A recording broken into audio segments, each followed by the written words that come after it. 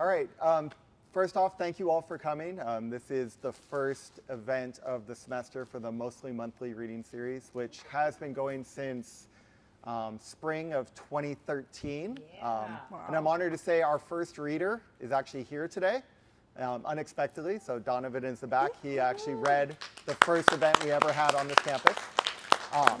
And by happenstance, today you can win one of his books, which I happen to find in my car. So things happen well for, fate or something. So as I mentioned, this series has been going since 2013, and I'm excited to keep it going. We'll have 2 events this semester and at least 2 next semester as well. When I started it, it was one because I was inspired by a reading series called MIA, which I believe is MIA now. But it was the idea of the kind of the joy of literature and people getting together and actually enjoying themselves, listening to readings and kind of interacting with the community. And I also noticed that on our campus, if you look at our event calendar, it's a little slimmer than other places. So I wanted to give us an opportunity to have kind of gatherings as a group. And so I reached out to people I knew primarily, which thankfully is a lot of people I found out, and they've kind of been able to come out. And now people are actually asking me if they can come read here. So, and most of that is because every time I have a reading, they're really excited by the kind of the turnout and kind of the reaction of the audience. They love the interaction with all the students. So we've been very lucky to have that. Today we have Susan Schultz, this is your second or third time here? Third? I think it's her third time reading for me. So. It's been a while. It has been a while. I just shared on Facebook a memory of 10 years ago when she read here for, so it comes and goes, but I'm honored to have her. She was actually my professor a couple of years ago at Manoa. Unfortunately, I probably didn't learn it. She was teaching me poetry, and poetry didn't really come out in me as much, but it helped, I think, with my fiction writing, so it was still great, and I enjoyed the courses. She's here celebrating her newest publication, latest and greatest, and she'll be going through that. And also, another thing you can win at the end of the day. Reminder though, if you're gone when we read the prizes, we move on to the next person. So make sure you stay till the end, or you can't win one of our fabulous prizes. So with no further ado, I'd call up Susan and let you have fun. Thank you.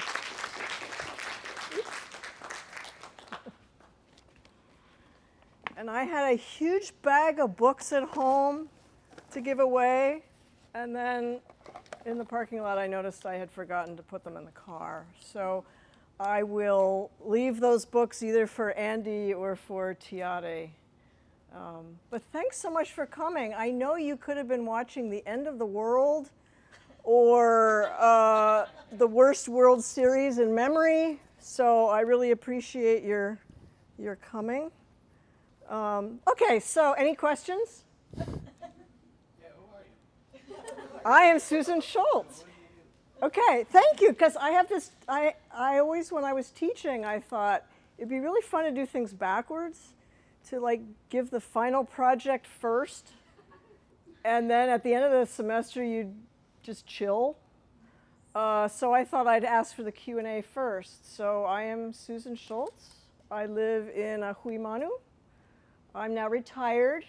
I walk my dog. I write. I watch baseball games. Whatever. Yeah.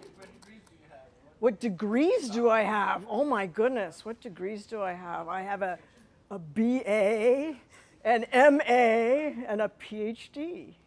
So I'm heavy with degrees. But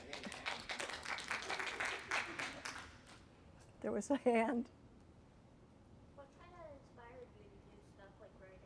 Okay, that was actually going to be the question I was going to ask myself. So let's start there. What is my inspiration for writing, or how do I write? What do I write about? That's so I thought I would do something that was partly talking, partly reading, because I know writers and normal people all are very curious about one's technique or one's process. So anyway, in recent years, what I've done is I take a lot of walks with my dog, Lilith, and I run into people, and I talk to them. And then I run home, and I open up, I'm a social media addict. I open up Facebook, and I write down the conversation I had with somebody. Or if I'm in a different mood, I walk around in my head until something happens, and I start writing that down. Or in my most recent book, the eucalyptus book, I became really obsessed with a tree near where I live, a eucalyptus tree. I mean, really obsessed with this tree. I've taken hundreds of pictures of the tree, and someone handed me a book at one point by Martin Buber called I and Thou, and I found out it was the perfect complement to my eucalyptus tree, so I called it I and Eucalyptus. Anyway, so let me start by reading a couple vignettes from Lilith Walks, which was published a while ago, and is walks I took during the Trump administration and COVID. But so why did I embark on this project? I think this one will tell you. This is the first one. And where's my dog? I think you just, it's this one here. So to the far side. Where's that? This one, yeah. This one. Over. One more over. Yeah. Dog. That's my dog, Lilith. Okay. Thank you. You win a prize. Okay, so this is how it all started. Divorce emissary. I took Lilith on her late afternoon constitutional. She just pooped for the 4th time today, and I'd scooped it up into one of those green bags that management provides so we don't leave pet poop around, when a woman in an old blue van pulled into guest parking and asked if I live here. Yes. Down at the end, she asked. No, in the middle. She said she'd give me $10 to take an envelope to someone at the end of the parking lot. Her husband had been living with his girlfriend for a couple years down there. He's nice to other people, she said. I asked if it would help if I walked her to the door, and she said no.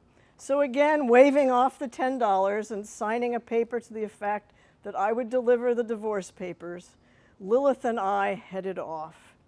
We entered through a gate into a small courtyard and were greeted by a bounding dog and lots of yapping. It's where the odd woman with lots of chihuahuas lives. She talks to them loudly as if they're difficult people.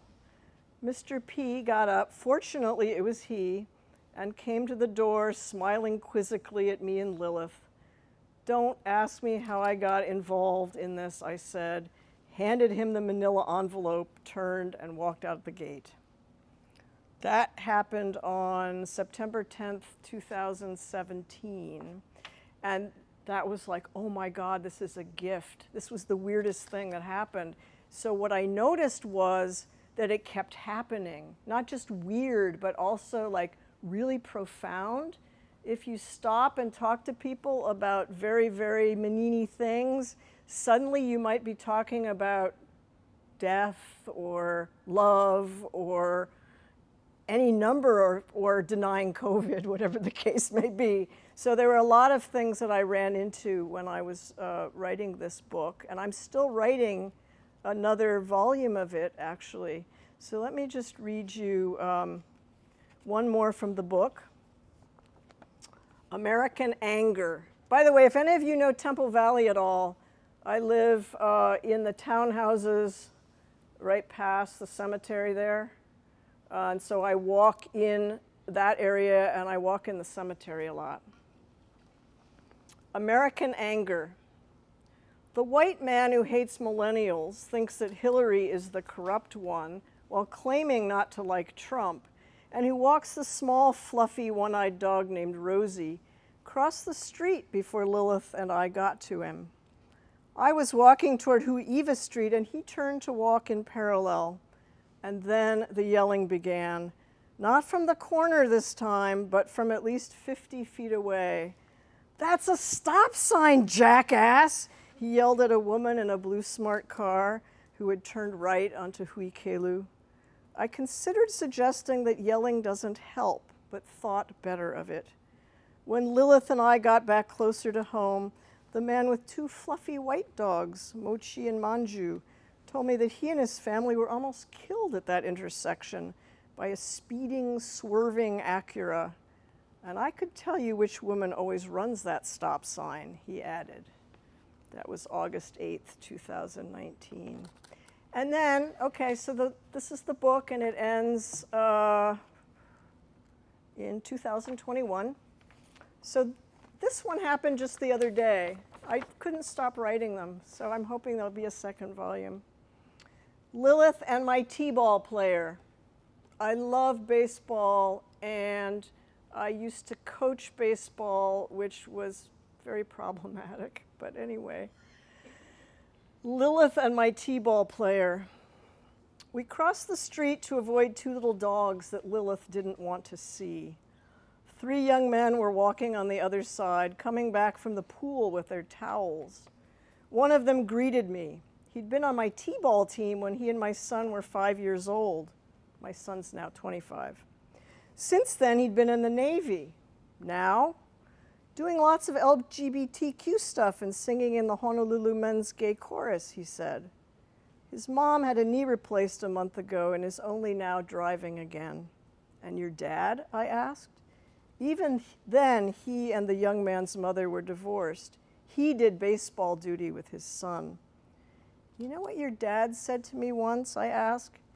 "He told me not to let you act like a girl." I said that was not my job, nor did I think acting like a girl was a bad thing. He said his dad had taken him out to try out for another team and had thrown the ball hard at him, hit him 3 times in the head, never played baseball again. And then I remembered the young man's name because it comes after the Eskimo in a Bob Dylan song.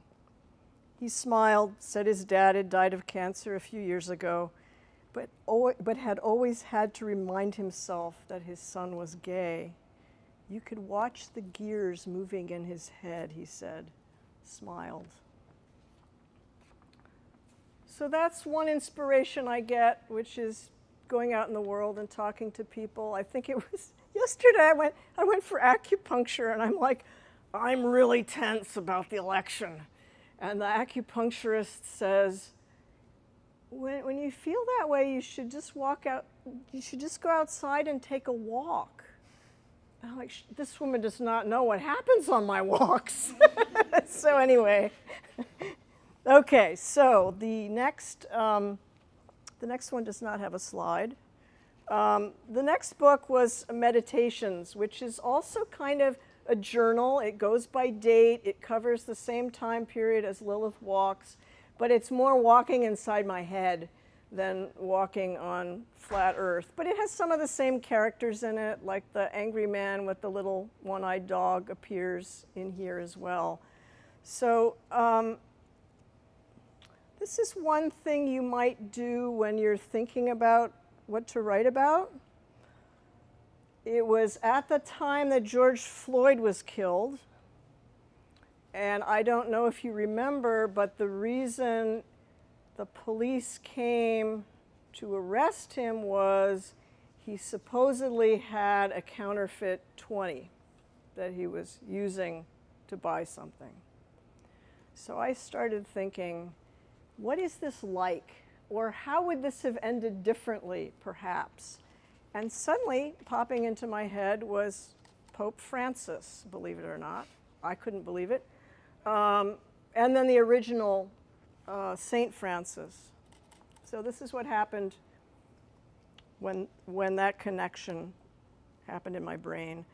June 20th, 2020. There was that time St. Francis used a suspect 20 to buy seed at the corner store. The guy behind the register called the cops, who arrived under cover of sirens. They blocked his exit, pulled out their handcuffs, fingered their batons, but they noted that St. Francis was a white saint, his skin tan from all of his do-goodery in the city parks. He drove a beat-up Fiat, but the inspection sticker was current. Someone had seen him cross the street, but he stayed inside the crosswalk. His old ghetto blaster pumped out Gregorian chants, but not too loudly. Children loved them. A couple danced off to the side in the shade. The cops warned him about forgers, gave him his bird seed, and let him wander off to talk to pigeons and sparrows. And then the one before that also has to do with what happened after the George Floyd murder, which was in Lafayette Park in Washington, D.C., which is a park right across from the White House. And you used to be able to just like wander from Lafayette Park toward the White House and stare in the fence. And now, of course, it's full of God knows what. Full of security. June 5th, 2020. The point is not to capture an instant, arrest it, put it in cuffs, and haul it to jail, nor is it to push it down to the sidewalk, watching it bleed from the head. Memory ought not be incarceration, but opening. The pronoun can't afford its abstraction. That was an old man pushed to the ground by a policeman. National Guard troops stand shoulder to shoulder in Lafayette Park, behind fences, shining beams of light at protesters on the other side, not to see them, but not to be seen by them. There were slave auctions in that park. The incarcerated body remains not in the bronze of a statue, but behind the thin skin of a police line. You can fence out skin, but not the breath. And in case you think you're wondering, what am I listening to here? Like, are these stories or poems or whatever? I don't know. Some of them are prose poems, which is basically you write a poem, but you don't use line breaks. And some of it is what the publisher of this, he said, we have to put the genre on the book. So tell me what this is. And so I said, well, the last guy who asked me that question called it lyrical prose. So the cover says lyrical prose. I'm like, okay, it's fine by me. But it just means that it's prose, but it's not really storytelling. It's prose, but it doesn't convey information so much as like a poem evoke a scene or an image or a feeling. So anyway, that's that one. Now, I and Eucalyptus, which, where is this one? Next to it, yeah. This one? One over. This one? Yeah. And then right click. And then right click. Oh. Whoops! Gotta, yeah, go up on top. I will be here. I'm so bad at this. Okay, this was the tree that I became obsessed with. And the tree itself, the whole tree, is like you take a picture of a person, right? And usually the person is the face primarily, and then the body. Okay, I just had someone review this and say, well, she doesn't really take pictures of the tree. She just takes pictures of patterns on the tree, except isn't that the tree is my question. So anyway, there's a lot of shots like this one, which is, this is the sap that runs down the eucalyptus tree. And oftentimes there are ants crawling, and for a while there was a gecko that had gotten caught in the thick sap, and it was stuck. And so Lilith and I went back day after day as this poor gecko kind of fell apart and became a skeleton. But of course, each picture was beautiful despite the sort of deathly fact of what was going on. Also, moths get stuck in the sap. So you end up with these things they look like abstract paintings, but they also have like formerly living beings in them. So they're partly, realism. Okay, so. And this is also prose. I'm going to save the poems for the end. So this actually is, there we go. This is the gecko. Early picture of the gecko before it became a skeleton. So this is the second section, too. After I said, look at the tree, a woman walking by termed it magnificent. Adjective as abstraction. It, neutral pronoun, is magnificent. Blanket term. And now I realize I need to explain what's going on here with the book that I got before I started writing, which was I and Thou by Martin Buber. And his whole argument is there are relationships we have between the I and the it. So the relationship I have with that speaker there, that's definitely an it, right? Or if, so it could be a thing, or it could be a person that I consider to be an it, which is very problematic, right? So there's the I and the it, but then there's what he's interested in, which is the I and the thou, or the I and the you, which is I and you sort of as equals, both as human beings, meet, and we have a relationship between us, right? So I was trying to figure out, how can I have an I and thou relationship with a tree? So that's part of what's going on in the book. Adjective as abstraction. It, neutral noun, is magnificent. Blanket term.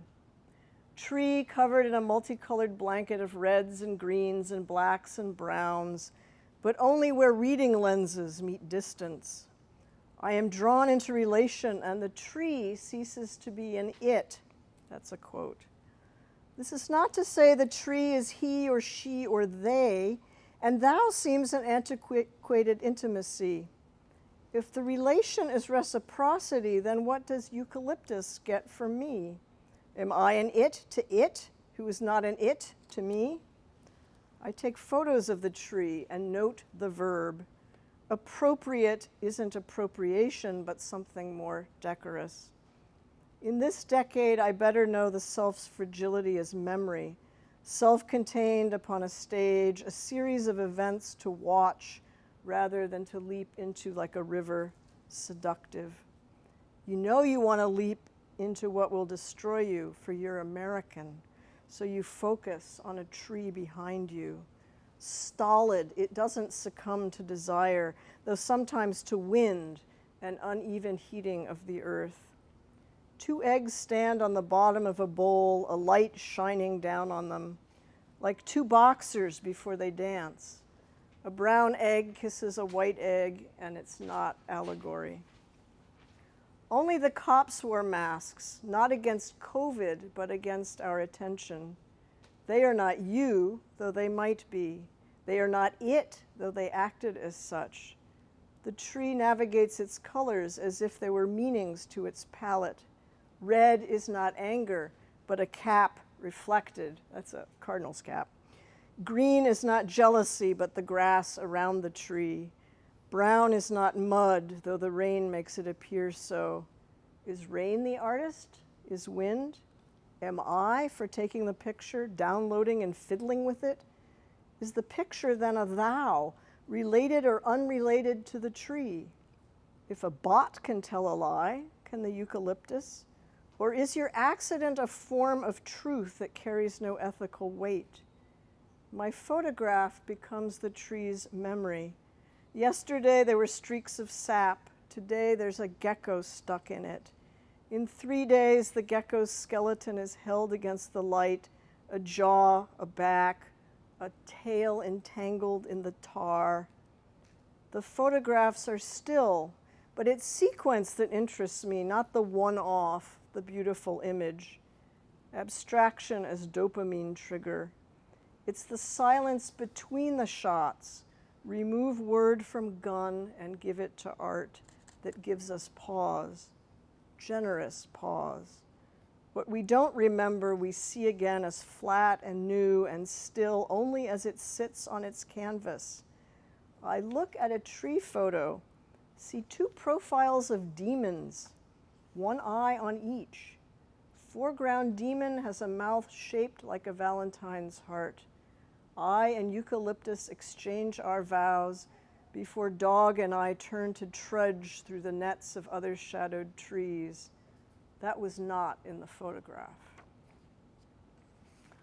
Now, it occurred to me as I was reading this to your question of what inspires you. Well, a lot of what comes up when I'm writing are details that just sort of come out of memory or the ether or something. And the egg thing was I was taking a photography class at Leeward Community College with the wonderful Phil Young, and he had us taking photographs of eggs. And the first thing you think is, oh my God, a photograph of an egg, really? But then when you start shining lights on them and having them sort of in relationship to each other and everything, they become really interesting. And some of the visuals that students came up with were quite amazing. So that sort of stuck there. I'm not quite sure why it came up at that point, but whatever. Okay. And I meant to thank Andy for so kindly inviting me. I've got one more little set, this time of poems. It's always nice to see my former students with gray hair. There's something about that makes me feel like an elder, a proud one. Okay, so the next one, Andy, is the picture of Sina. And where would that be? Yep, that one. Click, not that one, the other one. The eyes, The what? the purple one. The question mark. Oh, the eyes. Yeah. Oh, there we go. Okay. Yep. Okay, here we go. This was my dear friend Caroline Sina Vayana Gabbard, who was my colleague for many, many years. I first met her sitting in a circle around a telephone. It was the days before FaceTime or anything, really. So when you talked to somebody, you had to have a conference call. And so we were interviewing her for a job, and she was the telephone right in the middle, and so we all talked to her on the floor. And then this past June, I actually went to a healing circle for Sina after she died. And we were sitting there in a circle, and I thought, oh no, there was that circle, and now there's this circle, and it's full circle, I guess is the way you put it. Anyway, Sina died. Sina was murdered in Samoa by a friend, a fellow writer. And so I've been trying to figure out how to deal with this because she was such a dear friend. She was a Tibetan Buddhist, very peaceful person. She did her mantras all the time. She was always like, Om Mani Padme Hum, Om Mani Padme Hum, Om Mani Padme Hum, and was always thinking about right speech and right action, which are Buddhist tenets. And then she got murdered quite violently. So there's that problem, right? How does this happen?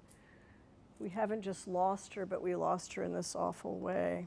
So anyway, I read a lot of her poems over as I was starting to write mine. These are poems. They've got little lines. So this one's Sina's Garden, and this refers back to a poem she wrote for her mother after she died. You imagined your reborn mother at 2, making mud pies, the love of eyes that imagined her, not in the life she lived with you. Fresh starts always include mud pies and bloody knees, an early unawareness of our being before the mysteries start. You were sheltered by dakinis until the end. Did they go on strike or leave on holy vacations? Vacate meaning to empty out like tourists on their own time. Though emptiness isn't quite it, except as spirit mulch, tendrils of new growth peeping out, a child's eye glistening curious as a dahlia blossom, and you tending your mother's garden, reborn in a place I don't see on any map, though my heart's GPS sends occasional pings. One of the things that Sina and I love to talk about was politics. She was a big Obama supporter in 2008, so we went through all that excitement. But we were always talking about politics, no matter what year or what campaign it was. And so I've been missing her, because who do I talk to about this very strange and ugly campaign? There is a mention of someone named Marie in here. Marie was also a dear friend of mine whose husband, John Hara, actually designed this campus. So Marie Hara has a connection to this campus. So she's here somewhere, dear Marie. Campaign season.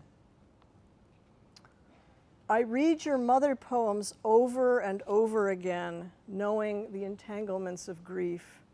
You, my parents, Marie, not cardboard stand-ins, but actual absences.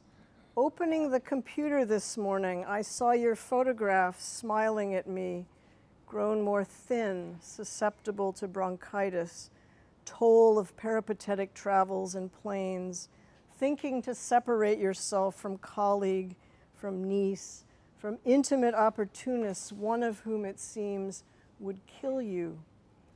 So open, so inclined to serve, you exited that door, opened another, entered the staging of your death. Keep your naivete, a friend advised when I got burned, but was it worth it to stay in such unguarded space, your intrepid self rowing past lenses' reach? I want to talk to you now about the politics of joy.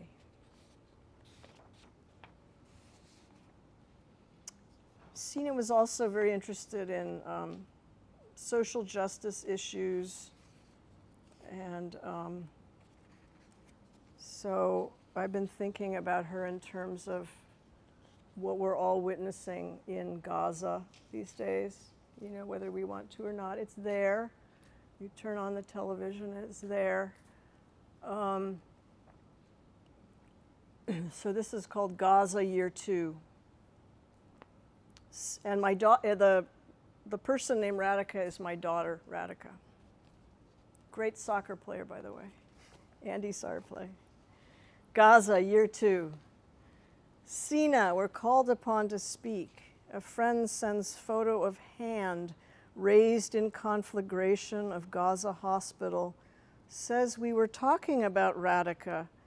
This was mother and daughter burning. Is it like this in the afterworld, outside the box, ashes scattered like glitter for saints, gleaming faces turned up where artists hang on trapezes, let dust fall to be boxed later, Murphy's ashes on bar floor, down theater toilet, don't know to laugh or weep, this world burning. What do you say, dear Sina, on after-death apps? Maeve killed bird yesterday.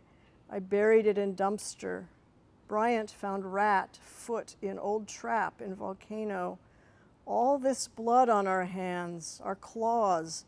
Sign bomb and let it rip apart kids who can't yet read, and old women with eyes too fogged to see anything beyond clear suffering. Okay, and just one more along these lines before you get your goodies. I was the backup speaker in a meditation group last weekend, so I had to devise a talk that I never gave. But it was a talk about wisdom, so it's probably just as well that it's swallowed in history there. Okay, this is called Wisdom Parami. I'm supposed to talk about wisdom tomorrow, thinking relation is where it begins or ends, me and tree, you and me, even now in relation across life's death line, you in tomorrow, I in today, still spooked by drone video of man in bombed out building, seated on dust couch, dust man wrapped in dust fabric, staring at drone we cannot see because we are it. We kill because we see. Is that it? Vision as violence when I only wish to see you, Sina, whole again and wise. So thank you.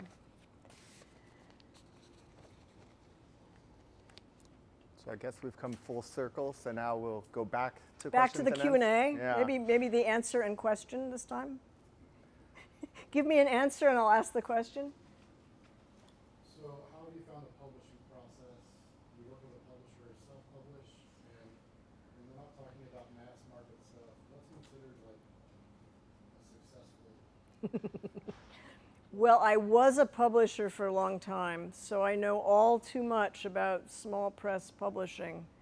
It's tough, okay? But these 3 books are from different publishers. Blazevox in Buffalo, New York, which in order to fund their books, they actually have the author do all of the publicity and everything. So you end up paying some money, even though it's not self-publishing. And then Meditations from this press with a wonderful name, Wet Cement Press. And then I and Eucalyptus from Lavender Inc. in New Orleans. Now, I've been around a long time, so I know who the publishers are. A lot of them are my friends, right? So when I set out to try to publish something, I sort of know which press might be interested in what I've done. If you're not yet my age and have not been through the ringer, the way to do this is just to read a lot of books, a lot of poetry books, a lot of prose books, and there are some new distributors. Small press distribution went out of business, but there's one, for example, called Asterism, where they put all the books that they distribute on their website. So just look through there. You know, is there something they've published that's a little bit like what I do? And then you write to the publisher, and you write a nice cover letter, and you say, here I am. I have done this project which I think you might be interested in because you have already published similar work. And then you lay your all your degrees on them so that they know that you're real. So anyway, so that's sort of how you go about it. And then don't expect to get rich at all. So a small press, like when they're doing their initial printing, how many copies are they? Oh, well, that has changed. Back when I started Tin Fish, you'd have to make 1,000 to make it cost effective, but that would mean that you'd end up with, as I ended up with, thousands of extra books in my office that hadn't sold. Now, actually, it's a lot easier and more cost effective because there's print on demand. So if I want to order some iron eucalyptus from the publisher, I simply tell the publisher I'm ordering them, and then it says, and this was on my birthday, it says made in the USA, Las Vegas, Nevada, 10th October 2024. So it tells you where it was printed and when, and that's because you ordered it. And the digital printing used to be really wretched, but as you can see now, I mean, the photos came out quite beautifully, I think. So it's gotten better.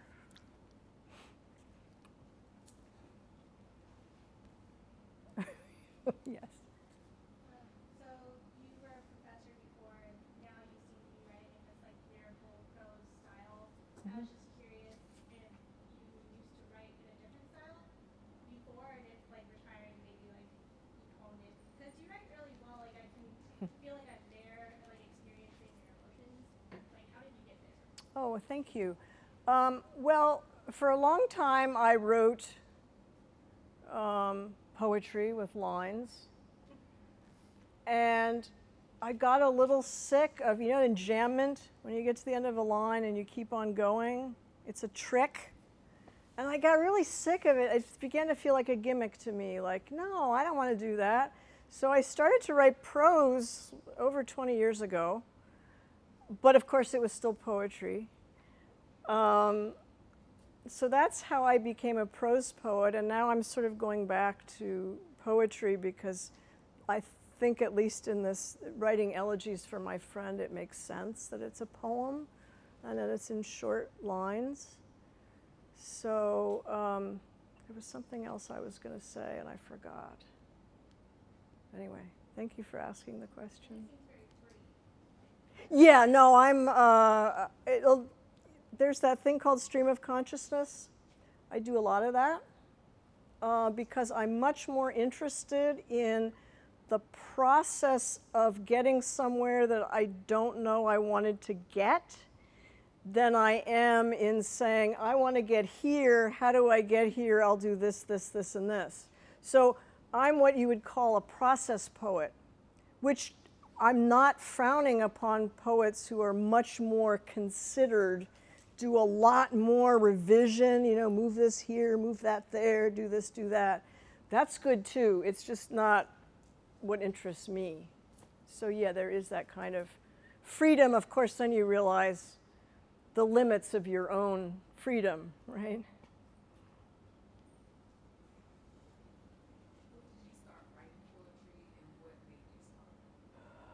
When did I start and what made me start? This, I think, is actually a less interesting question in some ways than how do you write, because I think why you write is sort of like a biological thing. Like you wake up as a small child. I was a small child. And it's like, I got to write. And there's no reason to do it, especially, except this voice in your head keeps saying, write. And then I remember for a long time when I didn't know what to write about, I would just like stare at blank pieces of paper and think, wow, the things you could do with that piece of paper. But I didn't do anything with them. But so there's just kind of a fascination with words. My mother had studied speech and drama in graduate school, and so she was always, reciting these things to me that I thought were a little bit goofy, but she was very into the sound of language, and I think I picked up on that as well. She was also very nosy, very nielle. So we would go somewhere like a mall, and we would sit down together, and she would say, look at that, look at that. And she'd always have some little judgment tag attached, and I was just horrified, like, Mom, just leave them alone. Now what do? I try to leave the judgment tags off, because those still annoy me. But boy, am I nosy, and boy, does my daughter let me know. I would ask her the name of her new teacher, and she'd say, oh, no, Mom, you're just going to Google it. So that's part of being a writer. I think now that my mother was teaching me to be a writer without realizing it by just being sort of into everything. Okay, one more here. How have I changed as a writer? In some ways, this has to do with getting older, I think, and in some ways it has to do with the fact that I'm sort of into this Buddhist practice, but I think in a lot of ways my writing has gotten more simple. I think young writers, young composers, young artists, they have this huge toolkit and they think, I gotta use every damn tool all at once. And it's fun. And it's how you figure out what you can do, what you're good at. But on the downward slope where I am, you sort of know what you can do already.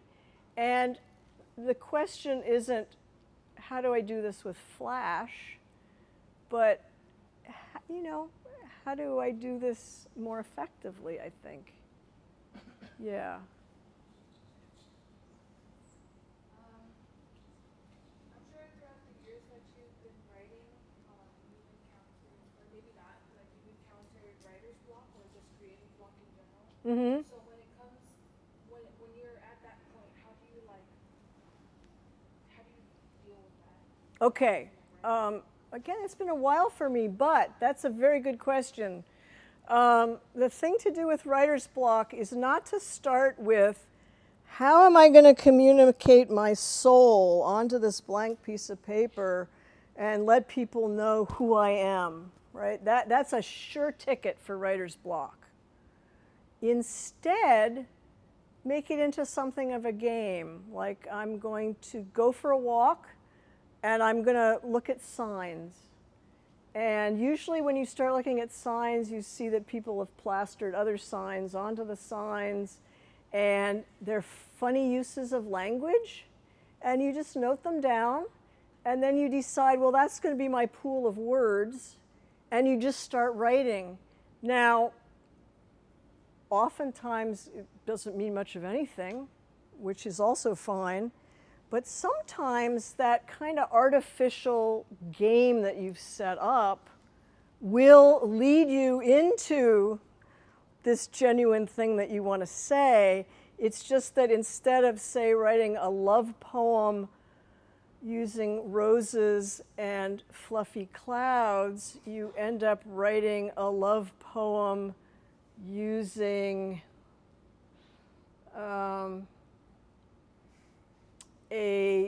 an instruction manual of some sort.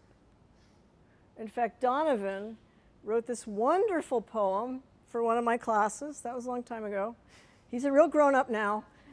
He wrote this wonderful poem using an instruction manual for his grandfather's oxygen machine. And that instruction manual then led him to all of these other things that he wanted to say. So indirection is one way to get out of writer's block. You know, just play. Yeah. Happy late birthday. Oh, thank you. But also, I thought it was, lovely how you were able to incorporate your friend into a piece of writing you knew she would be, interested in, or something she would write about. My question is that something that you've always written about, like social justice? Has that always been a theme in your work, or is it more? Not necessarily, no. It's definitely been a theme for maybe 20 years now, but I think before that it was just, what, longer? You haven't even known me that long. You have. 2006. That's not 20 years yet.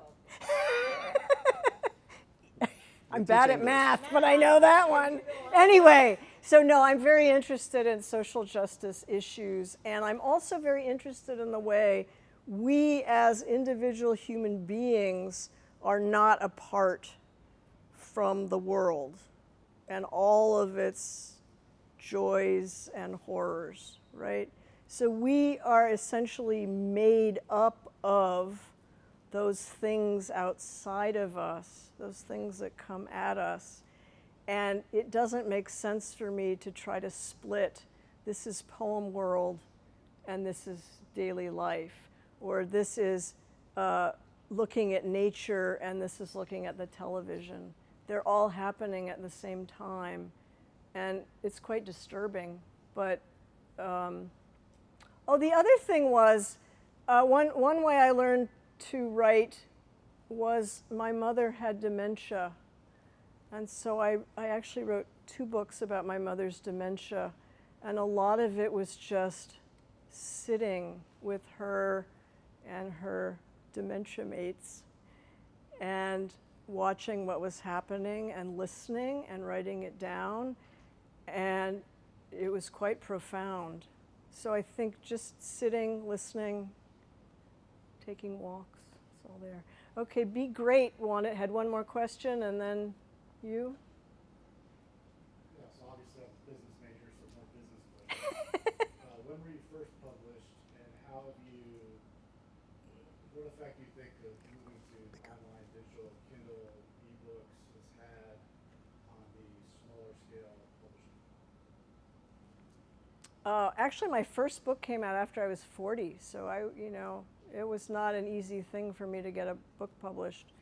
The digital, in some ways, I really love the digital because it's quicker. Like if you send somebody some work, they can tell you right away if they want it or not, and then they generally are pretty speedy about it. But I still can't do poetry on a Kindle. I can't read it on a Kindle. There's something about it, it's too bright and flat for me. So I love books. But the Kindle and the digital has made it easier to start a publication. And that's one thing you might want to do if you're a writer, is start a publication. Get publish your friends, publish yourself. That's how you get to know who's out there and how to shape a body of work so that people are talking to each other. Yes, so in terms of like style, I noticed your prose were very free flowing. Like you were saying before, it's not similar to like more traditional poetry, where you're kind of like breaking through the normal restrictions. Was there like any sort of musical inspiration? Say like when you were going with your going on your walks with women, or if you were going through your ruminations in your mind, like did you have music playing in the background, or did you just kind of raw dog it in like silence? No, that's very interesting because are you Tiari's student? No. Those are like Tiari questions. No, actually, I used to write to music when I was younger, and it was great because you get the rhythm and you just keep going, and it's as long as there aren't words in it. Those are troubling.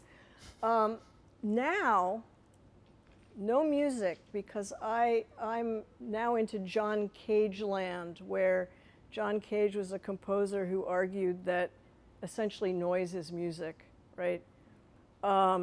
And so when I'm out for a walk, I want to hear the wind, I want to hear the leaves, I want to talk to the people. Except maybe this week I might not want to talk to them, but you know what I mean. I want to be open to the world and not shut in. I have some walking buddies who when I run into them, they're always pulling out, It's like, no, I walk without that. So how do you pick what poems to put in your book? Because I'm sure you write a bunch. I write so many things. It's hard to like pick which one's like the best or whatever. Okay. Again, early on, I would write lots and lots of poems, and they were about all sorts of different things because it was, let me try this on. It's like sort of like clothes, except I hate to shop for clothes. But, you try this on, you try that on, and you end up with, say, 40 poems that are mostly very different from each other. At that point, you print them out, and you put them on the floor, and you just start playing with where do I put where. Now I'm sort of more into writing like books that are coherent projects, like a book about a tree, a book about walking my dog, that sort of thing, which comes to many of us when we're older and again sort of know what we're interested in. But early on is really exciting because it's like, what do I do? And give them to friends and ask, which is the best. I'm not even sure best is really where it's at, but which poem leads you into the collection and which poem then gives you a nice exit, and what do you do in between? And sometimes you hide the ones in between you're less sure about, maybe. So it's a thing. All right, I hate to interrupt it, but we are basically done. So I wanted to come and give away stuff before everyone had to run away. So thank you, Susan. Thank you, everybody.